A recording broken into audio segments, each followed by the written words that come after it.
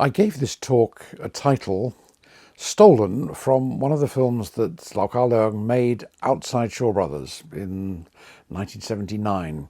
In 79, his brother Lau Kar-leung, who I think was never under contract formally to Shaw Brothers, only worked there as a freelancer, Lau Kar-leung started a company called Lau Brothers, and it was tacitly understood that Lau Kar-leung would work on its films. It didn't last very long, this company. But they made a few films, and I think their inaugural production, the first one they did, in English was called Fist and Guts. Not a very attractive title.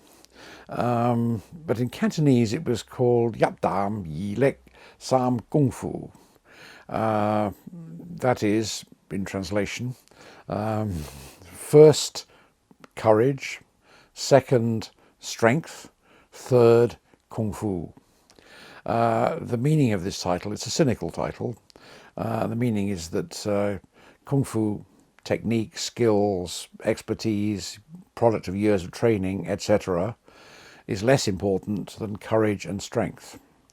Now, this is quite important coming from a man who has dedicated his life to the craft of martial arts, and to developing and perfecting various kinds of technique, and doing so for display in movies.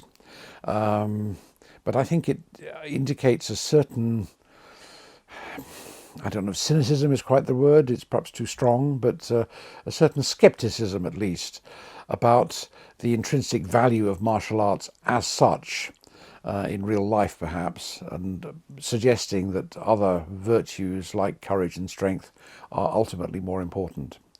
I think that may be the conclusion that we gradually stumble towards at the end of this talk, but anyway, let me do my best to get there. I want to start by saying something about Lau Kar-leung's career. This is not going to be a historical lecture, don't worry. But it's interesting to note that he came into the movie business, thanks to his father, basically, from quite a young age, and worked on martial arts scenes in films from the 1950s onwards. And he was particularly associated with the Wong Fehung series, which he appears in many episodes of, as a bit player, as a stunt man, and I don't think he ever got choreography credit on any of them, but anyway, he's in quite a few of them if you scan the background of the screen. The Wong Fehung series, a very, very long-running series, quite a number of directors worked on it, but it was always Kwan Tak-king playing Wong Fehung. That series has been acclaimed, I think correctly, as a repository of folk traditions in southern China. And many of the things that it records, both in terms of martial arts action and in terms of social habits in general, are very characteristic of South China. And I can see that the series has a great importance as a repository of those things. What it doesn't have is any great dynamism as cinema. In fact, I haven't seen that many of the Wong Fehung series, but the ones I have seen, I wouldn't call exciting filmmaking. They're rather static, they're clearly made on very low budgets, and they're made without any great degree of imagination. Also, they are enormously repetitive. They tend to be the same thing again and again and again from episode to episode. I always thought that they were rather like proto-television in a way. It's like if you imagine a TV series which is made in episodes where each episode is much the same as last week's and the following week's. The Wong Fei-hung films were like that, and it reflects, I think, the fact that Hong Kong had broadcast television rather late. I mean, for many of the early years of television in Hong Kong were RTV, rediffusion television, and you had to have a cable to get it. It was not broadcast in that sense. It wasn't until TVB came along that every home had a TV set and started watching films or TV programs regularly. So I think that somehow the Cantonese series films, especially of the 1950s, 60s, were television before the event. I mean, people, I think, went to the movies to see them, paying very little, in much the way that 10 years later they would end up watching television week after week. Nonetheless, the Wong Fei-hung series gave Lau Kar-leung a grounding in filmmaking in a Cantonese style, not ambitious, to be frank, not much use of the camera beyond as a recording instrument. So a lot of it was in the very flat theatrical type staging of scenes, and there was very little attempt to use mise en scène in cinema as a expressive element in the filmmaking. So what Lau Kar-leung learned from that, I guess, was stunt work, how to make things look credible on screen when performed accurately in the studio. That was a good training, I guess, in a certain way, but it may have also given him certain rather limited ideas about what filmmaking could be. We don't know. I've yet to read any interview with him in which he explains what other films he was looking at and what other influences might have come to him. But it seems to me that it's not until the mid-60s when he starts to work on Mandarin language films, initially for the Great Wall Company with Jade Bow, subsequently at Shaw Brothers, that he becomes somewhat more ambitious about what he's doing on the screen. And that's because he's moving into a Mandarin film tradition which is more cinematic than most Cantonese films were.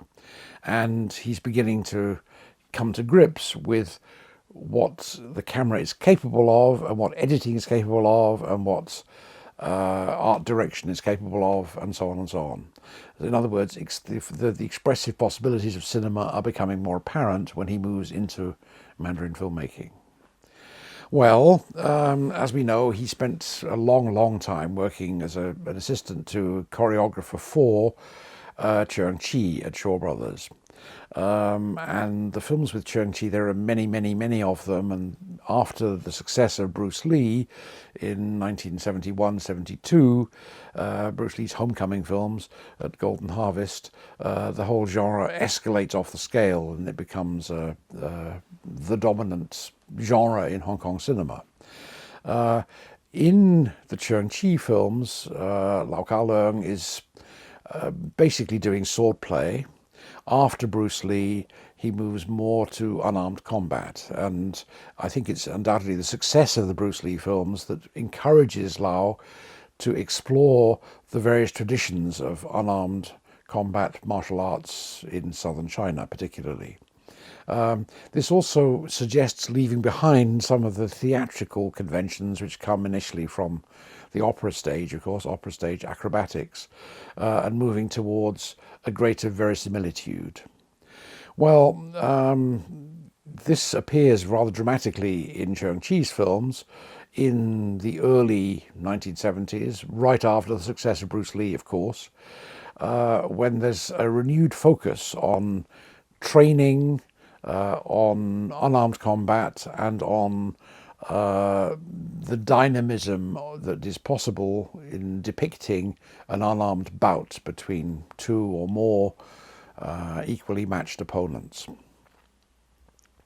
This becomes a key thing in Cheung Chi's cinema. There's the so-called Shaolin Series. It begins with Heroes 2, continues with Men from the Monastery, which I think is arguably Cheung Chi's best film, and then continues with further Shaolin films like Five Shaolin Masters and so on.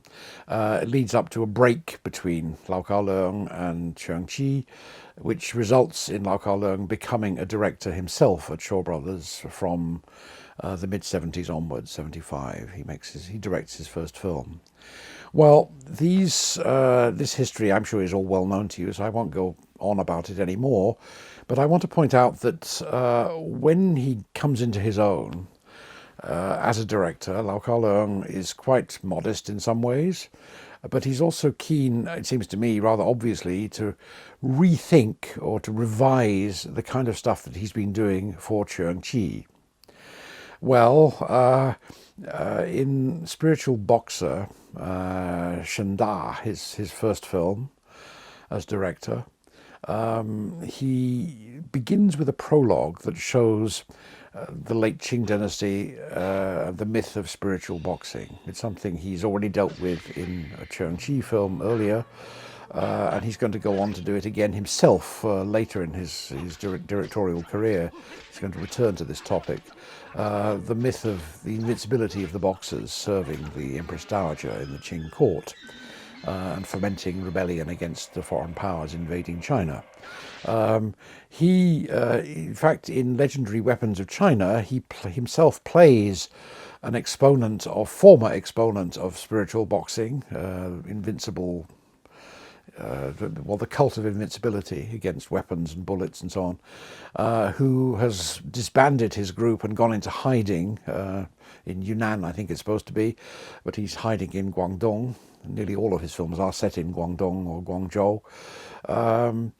And that's because he has lost faith in the myth. He says it's fake. The whole thing is faked. It's ridiculous. We shouldn't be propagating this nonsense. We should live simple, honest lives. I think that stands as his testament in a way, but it stands not just for his attitude towards the fabrications and mythology of the late Qing dynasty. It also, I think, stands as some kind of comment on what he had been doing with Chengqi and in Mandarin wuxiapian in general. The fakery, the fake aspects of it are things he wants to somehow leave behind as much as possible, or at least wants to modify and combine them with authentic skills. So it's rather noticeable that in his own work, the focus is invariably on performers, actors who have acting chops, are able to act decently, incredibly on the screen, but also can perform martial arts routines credibly on the screen at the same time. The great martial arts choreographer Han Yingjie once told me that the crucial development for martial arts scenes in Hong Kong films from the mid-60s onwards was the filming of a Robert Wise film called The Sand Pebbles, set on the Yangtze River in the wartime. And the Hollywood unit that came to shoot predominantly in Hong Kong, but around the region as well, hired a lot of Hong Kong film industry personnel as extras and helpers, assistants on the production. And it was during the shooting of this production that a lot of Hong Kong martial arts people, especially stunt people, learned Hollywood tricks, learned things that they hadn't been using themselves. One of the reasons, for example, why the Fehung series was so pedestrian in its performance elements. So I think that this was a crucial thing, and it had a great bearing on what happened in the so-called new wave of wuxiapian from about the mid-60s onwards. We're talking about King Hu, we're talking about Chengqi, and of course quite a number of other directors at that time. So the genre began to change direction, and it seems to have been, at least according to Han Yingjie, a pretty direct result of what people had learned from working on the Hollywood film, The Sand Pebbles. Undoubtedly, Kar-leung was one of the people who learned these new techniques and exploited them, and was obliged to use them, in fact, in many Chengqi films. When he came to his own films, I think he didn't leave that behind. There are still impossible leaps, people jumping from the ground up onto rooftops and things like this, occur in quite a few of his films. But that kind of action in the movies is generally bracketed as theatrical performance. He sees it as being fantasticated. It doesn't mean he doesn't have time and space for it, but he's more interested in the nuts and bolts reality of authentic performance, which is more ground-based and less magical, not reliant on special effects, in short. And I think that dynamic plays out across his films. Spiritual Boxer, to return to that topic, starts with that prologue showing the supposed invincibility of boxers in the Qing court. Doesn't answer the question, is this real or faked? Although it must be said it looks faked, and as I said, when he comes back to the topic in Legendary Weapons of China quite a few years later, it's unequivocally faked. So this is why the character he plays gives up this practice of supposed spiritual boxing. The main body of Spiritual Boxer itself is devoted to an ordinary kid played by Wong Yu, who was Lao's first star. He's in most of the early films. Wong Yu plays an ordinary kid who pretends to be a spiritual boxer in order to earn money from the ceremonies that people require. He pretends to be possessed by various spirits and gods, and claims money for it, and begins to think as he performs these things that maybe he is endowed with some kind of magical spirits, although the plot suggests that he's not. He's mistaken. Well, that dynamic between the prologue and the main body of the film is, I think, something that is writ larger in the rest of Lau Kar-leung's career. I think he's particularly interested, shall we say, in both that tradition of martial arts cinema, the wuxia pian of the late 60s, made in Mandarin, and particularly by Cheung Chi, on many of whose films he worked, but also in the more realistic vein of martial arts performance, which comes to the fore after Bruce Lee's success in the very early 70s and is immediately picked up in Shaw Brothers and other places. Well, when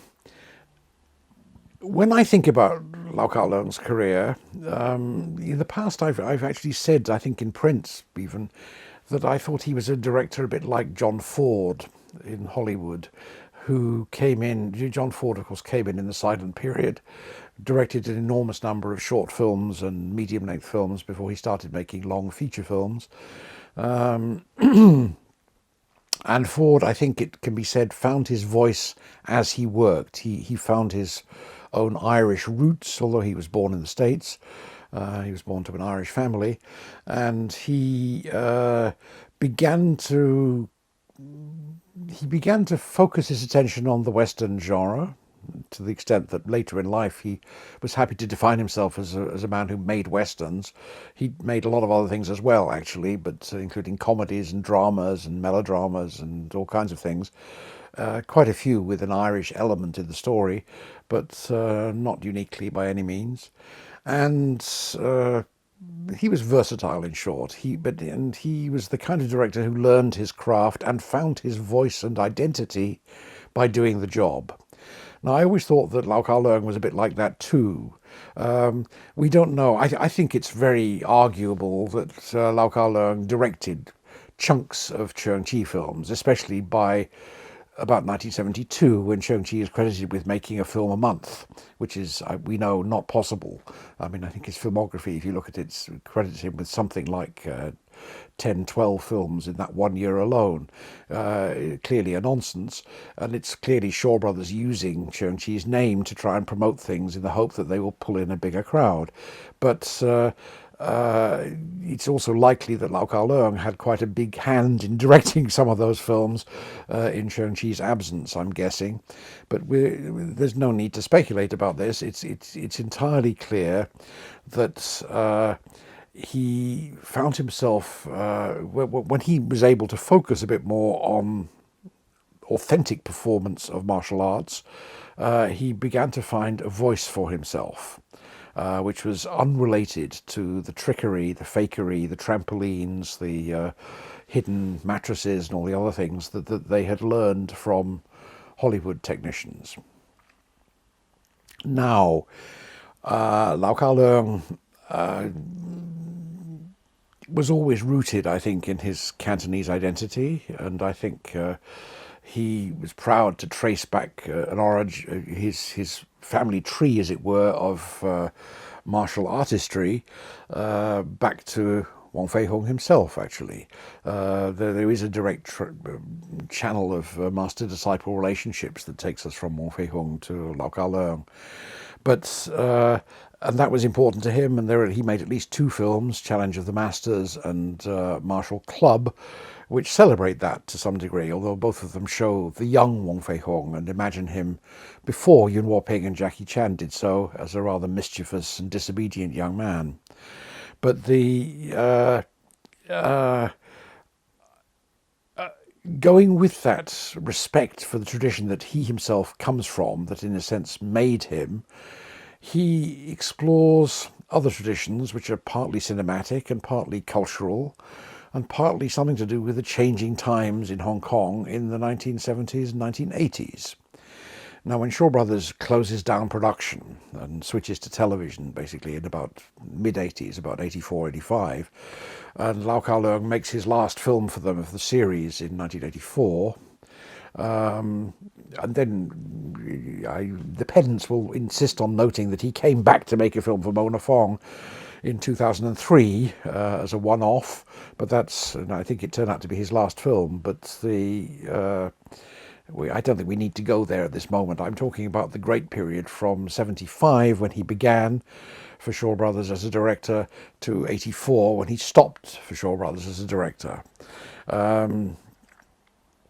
During that period, he made something like 20 films, and they cover a wide range of activities, but they can also be seen as, I think, a learning process. You can see him trying things out and developing and going into different directions as he goes along. There's always a core in his work of respect for tradition. He's interested in that master-disciple relationship, I think, is absolutely central. But as he goes through from one film to the next, he varies it in interesting ways. He has failing masters, he has disobedient pupils, he has teaching by subterfuge, he has teachers who don't teach but set tasks to their pupils which in fact teach them what they need to know for the martial arts while not appearing to do so. He has all kinds of motifs like this. He also has bad masters as well as bad pupils. He has masters who've given up and need to be retrained themselves into their role as masters. He plays such a figure himself in Mad Monkey Kung Fu, which is another of his very best films, I would say.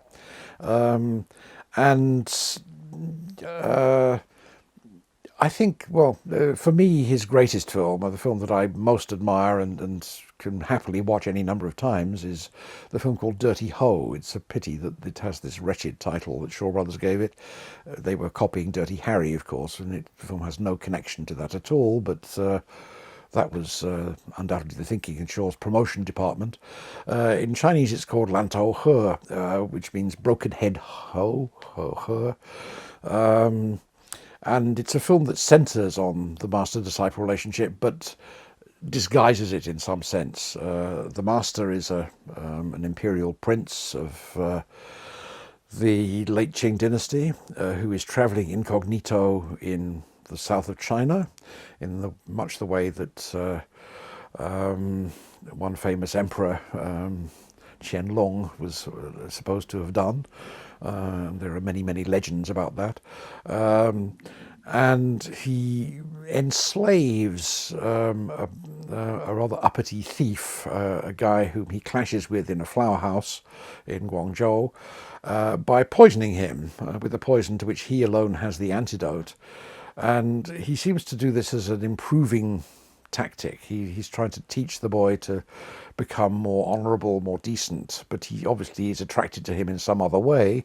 Whether that's sexual or not, we don't know, but nothing sexual happens in the film, but there are plays with gender and gender identity as the thing goes along. So here we have a clear case of a master, a sifu, and an unwilling pupil, a pupil who resents being enslaved or entrapped by this poison that's been inserted into him through a head wound, in a relationship which parodies, in a sense, the master-disciple relationship, and involves teaching by subterfuge. The master teaches by demonstration, teaches by setting an example, not by sitting down and formally educating the pupil, but by demonstrating to him how he could be and how he could act. That, I think, is probably the single most interesting demonstration of a process that otherwise runs right through all of the films. The films are, of course, full of pupils who obey or disobey their masters, pupils who are worthy or not worthy of their masters, conversely, masters who are worthy or not worthy of their pupils, masters who fail to adapt to the changing times, the masters who absolutely adapt to the changing times, but find themselves out of sympathy with the new realities around them, and so on and so on. So, in other words, the films present this wide picture of master-disciple relationships with infinite variations. And Wong, I think, explores them with loving interest in a way that keeps his cinema alive and keeps it constantly evolving. Now, as I said, when I first wrote about this, or tried to write about it, I made a comparison with John Ford, finding his own voice and his own identity as he made his early silent films. Now, when I look at it, I think it's more like Raoul Walsh. Raoul Walsh, also of partly Irish heritage, actually Anglo-Irish parentage. He had, I think, an Irish mother and an English father, born in New York City in the late 19th century, and became an actor on stage first in 1909. He appeared in New York plays for a few years, but didn't find this very much to his taste and didn't get on very fast, and so went to Hollywood. In Hollywood, he very soon found himself working for D.W. Griffith, who was then approaching the kind of expansionist phase of his operation, was moving from short films towards features. And I think Raoul Walsh's first job as an actor for D.W. Griffith was a film that Griffith produced but didn't direct, about the Mexican revolutionary leader Pancho Villa. And Walsh played the young Pancho Villa, while the real Pancho Villa was also starring in the film as himself, at his real age. So he had an interesting baptism of fire in that sense as a screen actor. And he followed it only 1 year later, in 1915, by playing John Wilkes Booth, the man who assassinates Abraham Lincoln in a theatre in the film Birth of a Nation, which Griffith, of course, both produced and directed. Now, that's Walsh's most famous early role, most notable early role. He wasn't even credited for it because he was on the staff for Griffith, and he was not considered to be important enough to get the credit. But we know it was him, and it's interesting. He then went on to become a director and an occasional actor. He kept on acting until a motor accident in which he lost one eye, lost the use of one eye. It was not his fault. There was something hit the windshield and blinded him in one eye. Led him to stop acting. He decided with an eye patch he couldn't be an actor anymore and stopped doing it. But for the early years he combined acting and directing. And crucially, in the late 20s, he signed with William Fox, whose company, Fox Films, was, I would say, the most creatively ambitious, interesting, and accomplished outfit in Hollywood at the time. Fox hired, well, many of the great directors were working for Fox, including John Ford, including Frank Borzage, many others actually, even, and it was when the great German director Friedrich Wilhelm Murnau was enticed from Germany to America. It was to Fox that he came. And many accounts tell us that there was a kind of friendly rivalry between the directors on the Fox lot, or in the Fox offices, with Murnau being seen as a great artist and respected. There's a wonderful picture of Fox and Borzage sharing a joke at one point, and Murnau and Borzage, excuse me, sharing a joke, and Ford also. Basically, all the directors on the lot had to up their game to compete with the level that Murnau had achieved in his German work and was bringing to America with films like Sunrise and The Lost Four Devils as well, by all accounts.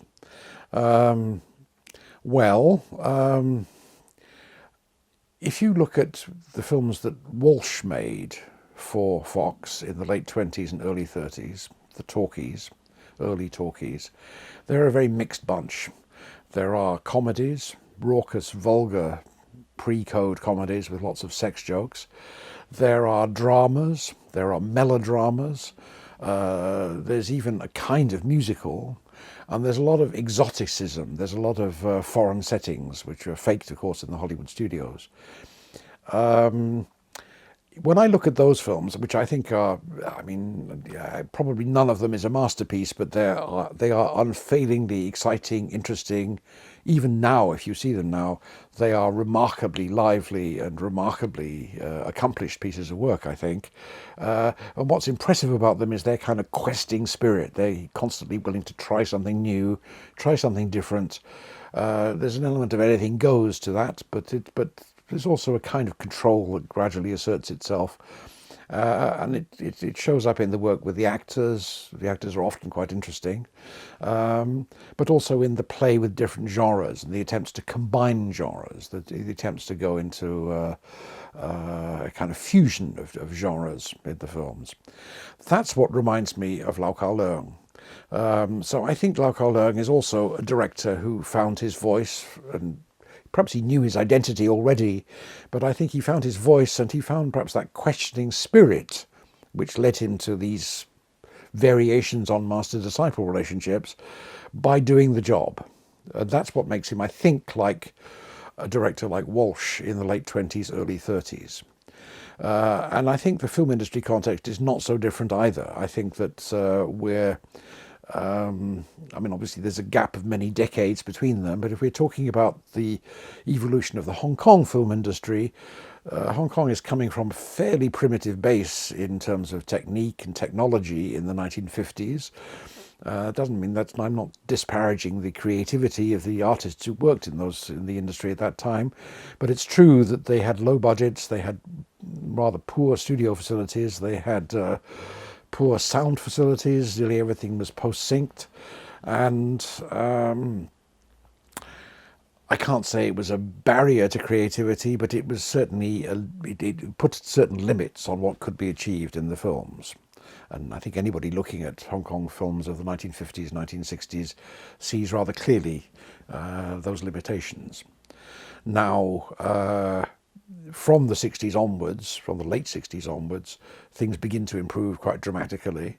Even Shaw Brothers starts to innovate in certain small, modest respects, although Shaw Brothers, it must be said, is the most hidebound, conservative, traditional, and penny-pinching of companies. And, if we want to know why Lau Kar-leung went outside to make films with his brother Lau Kar-wing in Lau Brothers films, it's because Shaw's was not paying him very much. The standard studio contract at Shaw's was financially extremely disadvantageous. Unless you were a top executive, you got paid next to nothing per film. Only star directors like Lei Hon-cheung, for example, who liked to go to Macau, liked to run up big gambling debts, and would come back and go to Run Shaw and say, give me a contract for 6 more films and pay me in advance, I need to cover gambling debts, and Run would agree to do it. But I don't think many other directors had that kind of privilege, and mostly they had to make do on very modest payment. Choi Yun once told me that he felt obliged to keep working all the time because it was the only way to make a decent salary from working at Shaw Brothers. That's why he also made 3 to 4 films a year in his heyday. Well, Lau Kar-leung is learning as he goes and taking advantage of certain changes in Shaw Brothers as he goes, but also he's setting new standards himself because his own work from the start was highly successful. In fact, I believe, I don't have the figures to back this up, but I have looked this up in the past, and I seem to remember that this is true. His own films became quite quickly more successful than the films by Cheung Chi, who are working without him now. I think that's fitting because his films are definitely more accomplished than Cheung Chi's later films, which show an aesthetic collapse, if you like. I think when you take Cheung Chi decamped to Taiwan, and I think when you look at the films he made in Taiwan, they are very primitive indeed. I mean, you wouldn't believe that they were the work of a man who had so many films to his credit before. But I think when he was taken out of the Shaw Brothers context and lost the support mechanisms that Shaw Brothers conventionally provided in their studio system, he found himself somewhat adrift. Lau Kar-leung was perhaps a little bit adrift at the beginning. I think he had a much clearer sense of what he wanted to do than Cheung-chi did towards the end, but he made do with standard Shaw Brothers staff. He was using, for example, his cinematographers were Shaw Brothers cinematographers for the first 3-4 films were standard Shaw Brothers cameramen, people from the camera department at Shaw's. I think all of them had worked on Cheung-chi films before, perhaps as assistants to camera. And it's not until he begins to work with Arthur Wong on the film 36th Chamber of Shaolin that his work begins to really change. So the first 3 films are full of the usual crude zooming and rather inelegant panning and roughshod cutting, and I don't think even their biggest fans, and I count myself amongst their biggest fans, would claim that they are of any great visual elegance. It's only when he starts to work with Arthur Wong, which he does for I think 5 films, that things begin to change, and Arthur Wong cuts down on the frantic zooming, is much more interested in camera movement, is much more interested in mise-en-scène, and guides the director towards a much more sophisticated presentation of what he's up to. And I think the films become quantitatively more impressive from that point onwards. So I think it's very much to do with cinematographers. Arthur Wong works with him for 5 films. He's then followed by a man called Chun, and then finally another cinematographer towards the last few films, whose name is Cao. It's noticeable that Lau sticks with the same cinematographer as long as he's able to. So each of these people I've named does several films with him, usually consecutively, so in terms of their availability. So I think it signifies that Lau is thinking more about mise-en-scène, is thinking about what he can achieve with particular cinematographers, and it's reflected very much in the films. This is not to say that the films are much of a muchness. The films are deliberately varied, although their subjects are quite similar, and the master-disciple relationship is a pretty constant theme. The films themselves look and sound quite a bit different from each other, and that's testament to what I was calling earlier Lau Kar-leung's questing spirit, his desire to not repeat himself infinitely, but to try out different things. That's what I would call the Raoul Walsh in Lau Kar-leung. Now, a new paragraph. We're starting off on a new train of thought here about tradition in Lau Kar-leung cinema. We've said before that he is very tradition-minded and very conscious of his own identity as an inheritor of a particular tradition in South China. That is related, of course, to his distant link to Wong Fehung. And I noted already that he made 2 films starring his adoptive brother, Lau Ka-fai, Gordon Liu, as Wong Fehung, the young Wong Fehung.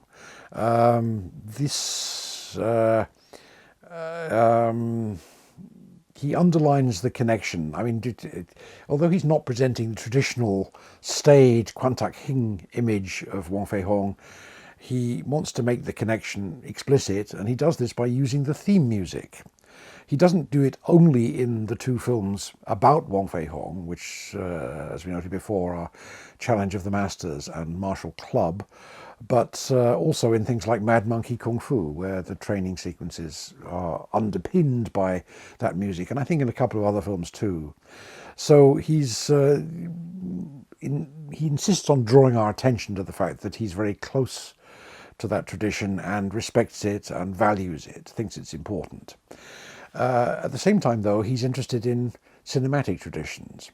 And I said before that I think he became cynical about fakery, about special effects, special visual effects, hidden trampolines, hidden mattresses, and the other, wire work and so on in martial arts scenes. It doesn't stop him using them. It's just that he wants to redefine them, and it's quite clear, I think, that he has quite a bit of respect for some of those traditions. In particular, I think I can detect when I look at his films, and I looked at many of them again before making this talk, that he seemed to have quite a lot of enthusiasm for the films of King Hu. In fact, I'd like to think that he's somehow the southern equivalent of King Hu. Clearly, they're very different personalities. King Hu is very patrician, is very educated, highly educated, in fact, something of a classical scholar, but also a modern literature scholar, a specialist in Lao Shi and his writings, and very fascinated by Beijing culture.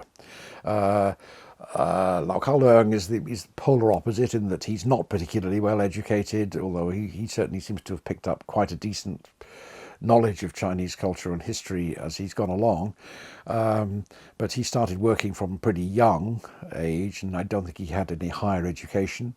So he must be to a large degree self-taught. And his teaching was obviously focused largely on martial arts and stunt work, so that would have inhibited him. So I don't think he's a great book reader. However,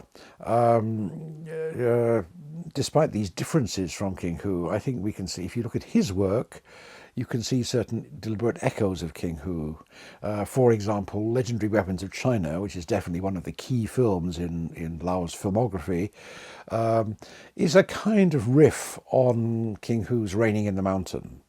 If you remember, Raining in the Mountain has Gongshan Lingyu, this film.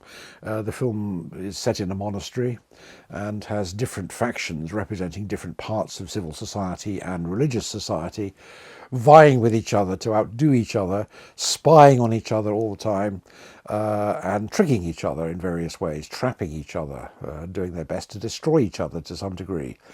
That is pretty fully replicated in Legendary Weapons of China, with 3-4 people setting off to track down the character played by Kar-leung, who is now a woodcutter hiding somewhere in Guangdong, after giving up his role as a spiritual boxing clan leader in the south, in Yunnan. These rival factions coming from the imperial court are similarly spying on each other all the time and at each other's throats.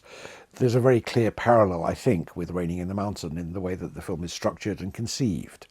It has the plot is of course different, and the target of their endeavours is different as well. There's another film, I can't remember which one it is, to be rather embarrassingly, but there's another film which equally echoes The Fate of Li Kan, Ying Chen Ge Jie Feng Bo, which sets entirely in an inn. There's a Kar-leung film set largely in an inn. I can't remember which one it is, embarrassingly, but there it is. Which is staged in such a way that with in-staff pretending to be something else and other things like that, which seems to be a very clear and probably deliberate echo of The Fate of Li Kan. So I think Kar-leung, I'm not saying that Kar-leung is in the business of paying homages to King Hu, or that he's indebted to him in any way, or stealing from him, or anything like that. I think it's just, what I'm trying to suggest is that Lao is very aware of certain traditions in Mandarin wuxiapian of the 60s and early 70s, and respects them. He's not trying to knock them out, even if his own priority is to do something different. But he's paying attention to that tradition while he's about his own business. It's not all high-flown. For example, he made a film called My Young Auntie, which is one of the celebrations of his then lady friend Kara Wai Yinghong, and he did 2 of them. I mean, she's in quite many of the films, and she always plays a strong woman. But this is probably the first one in which she's the main star, and in which she's a major disruptive force and presence, because she's a figure of authority in the film. But the film, I think, is set up, it's when you can tell when she dresses herself like Xu Fangfang at one point to go on a night mission as like a secret agent or something. It's some kind of homage to the Cantonese cinema of the 60s. I think the fact that Zhou Taohua is in it, and it's the only time he does appear in a Lau Kar-leung film, is significant. Illustrates the fact that that Lau Kar-leung is thinking clearly about Cantonese martial arts fantasies, action adventures of the 1960s when he's making this. So not all his homages are to people like King Hu. He's also interested in popular genres and echoing those. So respect for martial arts traditions, respect for cinematic traditions. They stand in parallel, and I think they're both poles of his identity as a filmmaker as he achieved some kind of maturity during his years at Shaw Brothers. Now, we have to move on to the opposite. He's also very much into breaking tradition. He's interested in stories about characters and incidents which disrupt tradition. He's interested in social forces, sexual forces, and other phenomena that break and challenge tradition. And I think much of the cinema that he produces is dedicated to that disruption. It reaches probably some kind of peak in his first ever literary adaptation, which is a film called Cat vs. Rat, based on a Qing Dynasty novel about Song Dynasty myths.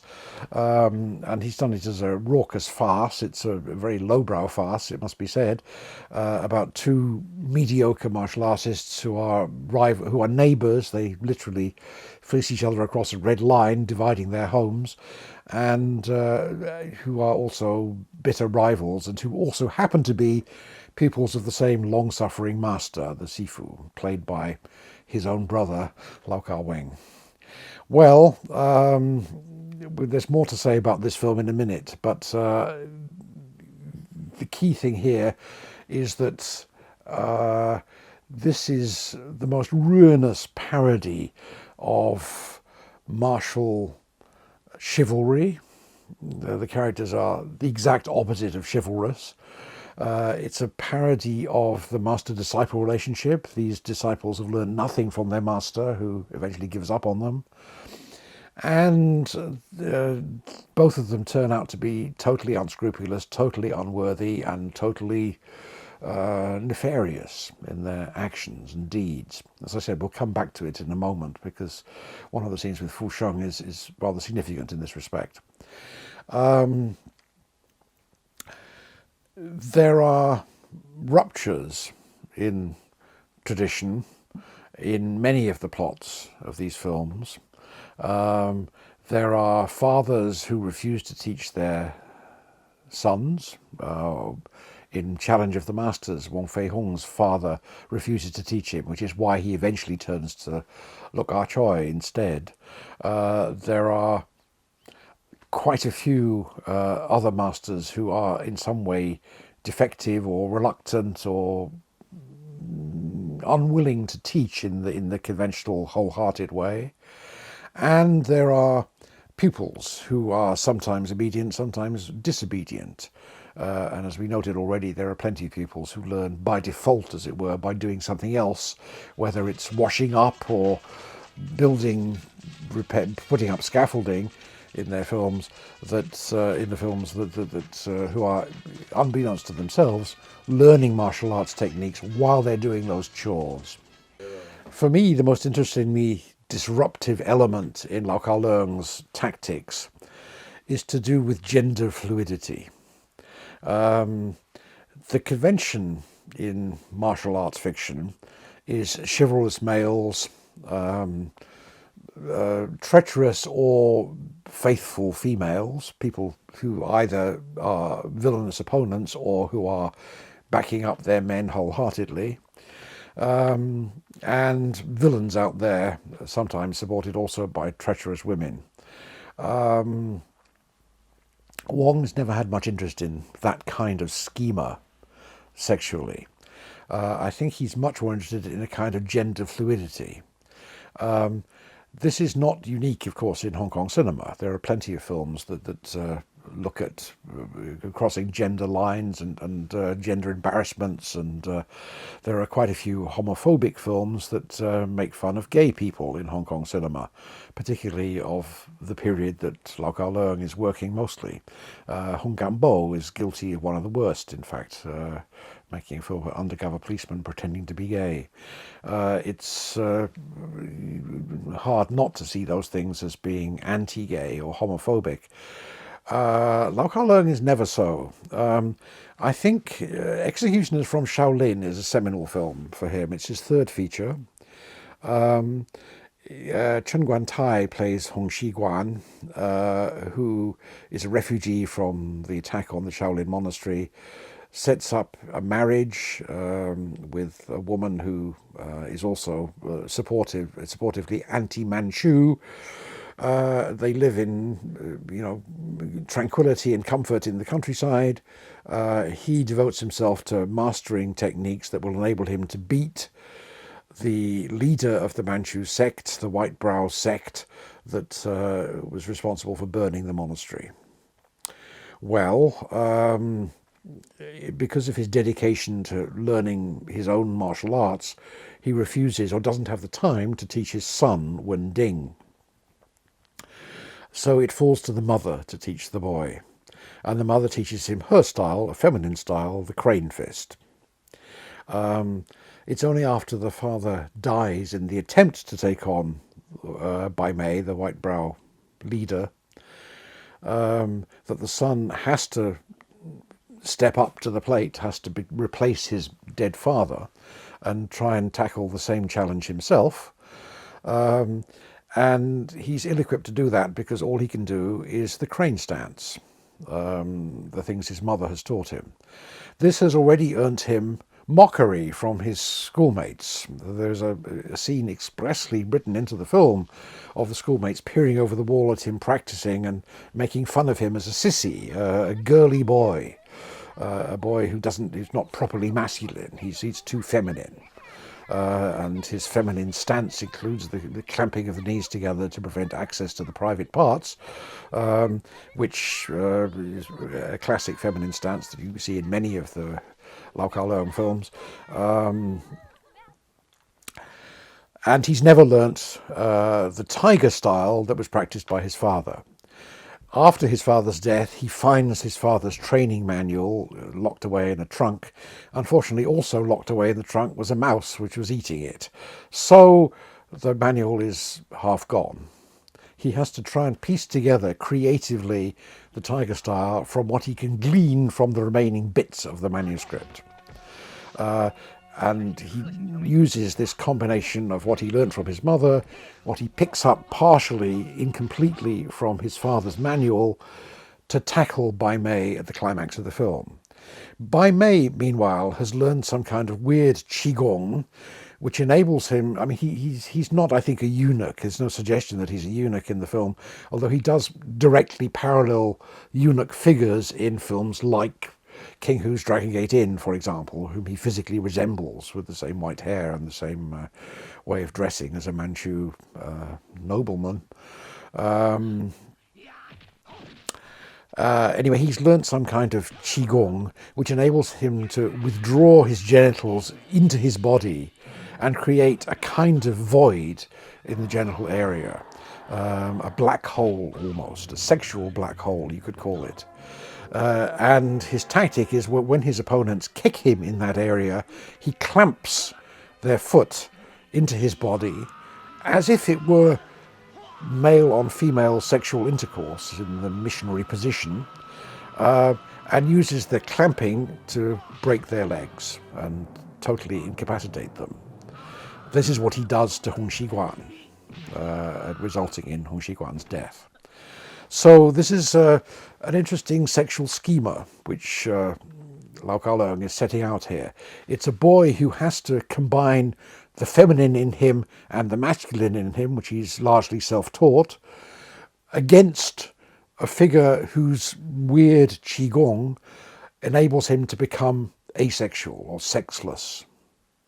That's a very curious phenomenon for a popular film. I mean, it's hard to think of any Western film that would dare to attempt such a thing. You'd have to go all the way to Silence of the Lambs or something to try and find anything remotely comparable to it in Western cinema, I think. It turns out to be seminal for Lau Kar-leung, though. This has a personal meaning for him because it's about the origin of the Hung Fist, his own style, the style that came down to him from Fehung. So the film is in some sense an origin story of how the combination of tiger style and crane style turned into the Hung Fist that he practices himself. So there's the historical basis to this, but at the same time there's this sexual schema which does seem extraordinary and in some ways phenomenal. As I said, it turns out to be the prelude to various other things. Excuse me. I've already noted that Dirty Ho, the film, is basically, although there's no sexual activity in the film as such, the reason that the Manchu prince enslaves the warrior in a completely heterosexual situation. They're both in a flower house at the time, and one is being cocky and the other is being himself, I guess, being his imperial self, is notionally just competitive. It's just rivalry for the flower girls, rivalry for wealth, rivalry for all the things of the good life, if you like. But it quickly moves beyond that into other areas, and it's impossible, I think, not to see the decision to enslave the thief, Yang He, as some kind of homosexual solicitation. The film is obviously conscious of this because it introduces actual homosexual characters as peripheral to the film, to the main action, in order to try and hive off homosexual implications. But I think Lau Kar-leung is certainly conscious that these implications exist in the film. Otherwise, I don't think he would have created the characters of the seven bitters of Guangdong, who are, shall we say, very gender fluid. One of whom comes knocking at the time when the thief is beginning to more seriously pick up martial arts techniques from his Sifu, and whose activities, the seven bitters' activities, briefly turn the thief into a feminized man. It's a very interesting sequence in the film, a very surprising sequence. I think the sequence indicates that Lau is always thinking about these questions, and that they run through the film, beneath the surface of the film, without needing to call explicit attention to themselves. In the course of the story, the roles of the master and disciple are reversed. The master ends up in a wheelchair and he's injured his foot, and the disciple becomes the master in a sense, pushing the wheelchair. So we move gradually from one situation to another situation of mutual dependency. But what powers this is not the poison and the antidote, which is forgotten by about the midpoint of the film, but something else, some emotional thing, some need. And it's summed up in one of Lau Kar-leung's florid credit title sequences at the beginning of the film, which shows the conflicts between the two of them, and ends with the thief, played by Wong Yu, falling to his knees rather, in front of his master and saying, "Sifu, Sifu," respecting him. I mean, becoming the disciple. This is not unique in Lau Kar-leung's cinema. And I promised earlier that we'd go back to Cat vs. Rat. There is a sequence in Cat vs. Rat, which, as I said, is a very lowbrow comedy. Nothing is too low for this film. And one sequence in the film is clearly the polite way would be to say a homage to the first Mission Impossible film. The less polite way would be to say a rip-off from the first Mission Impossible film. At one point in the story, Fu Xing is lowered on a wire from a ceiling to try and steal a jade from the incognito emperor who is sleeping on a bed below. This parallels the jewel theft scene in the Mission Impossible film. However, because the target is not inanimate, it is a sleeping emperor on the bed below, this creates a very different dynamic in the scene. And Lau Kar-leung has great fun by offering the implication that some kind of gay sex is imminent in this situation. The Fusing comes down, Lau Ka-fai is sleeping on the bed, and Fusing has to maneuver himself in various ways. He ends up getting trapped, in fact, by a leg thrown over him to try and get what he wants from the sleeping man and get away with it. It becomes quite an extended parody of a gay sex scene in the film. It doesn't have any homosexual implication. There is no suggestion that either character actually is gay in the film, but the situation is a humorous one to do with gay sex. Now, again, you'd have to look pretty far in Western cinema to find anything equivalent to this, and I think you have to look quite far in Hong Kong cinema to find a humorous but non-homophobic approach to a scene like this, finding humor in it but not ridiculing either participant because of the sexual implications or inferences of the scene. That, I think, is Lau Kar-leung. Lau Kar-leung doesn't... he respects tradition, of course. He is probably ultimately quite conservative. But perhaps initially under the direct influence of Kar-wai, he sets out to embrace social changes, attitudinal changes, sexual changes. He redefines the notion of the strong woman, which is something he also happens to share with King Hu. And he creates trouble. He likes to make stories which challenge traditions, disrupt traditions. He likes to throw things in the air and see where they land.